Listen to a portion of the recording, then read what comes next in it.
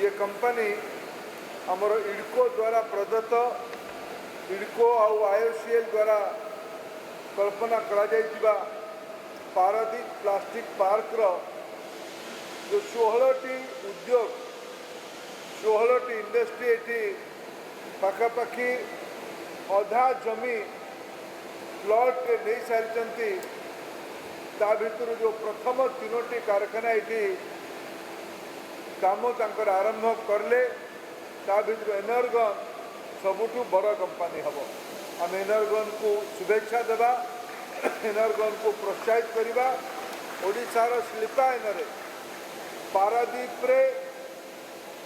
बड़ बड़ कारखाना सब है पारादीप पोर्ट हवा कारण PPL IFFCO IOCL Arcelor Mittal तार काम करुच्ची जिंदल कंपनी तार कारखाना अंचल कर प्रकार प्रतिश्रुतिबद्ध होती अनेक आउ छोट बड़ कंपनी तासह मराइन प्रोडक्टर माछ उत्पादन अनेक उपक्रम ये अच्छी किंतु पारादीप ऑयल रिफाइनरी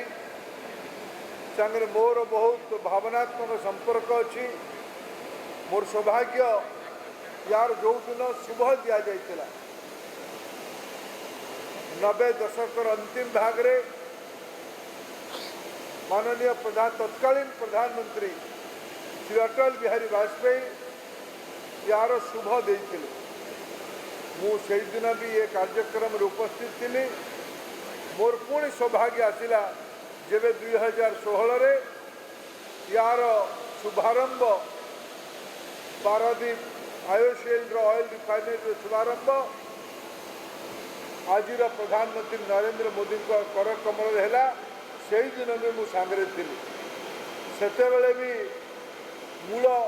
योजना थिला रिफाइनरी हम पेट्रोल डीजेल किरोसिन एलपीजी ये सब तो बाहर ही किंतु पेट्रोलियम प्रोडक्ट सह पेट्रोकेमिकल प्रोडक्ट भी बाहर ये ए पर्यंत पाखापाखि 65,000 कोटी टंका व्यय बराद हो सारी ये बोधे सीपेट पिला माने ये बोधे बस सीपेट पिला माने आमर स्थानीय पिला माने ये एनर्गन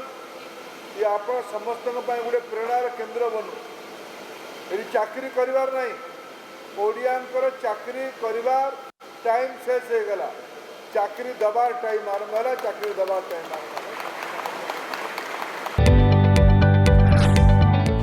जदि आपंक आम भिडी भल लगा तेब आम चैनल को लाइक शेयर और सब्सक्राइब करने को जमा भी भूलु नहीं।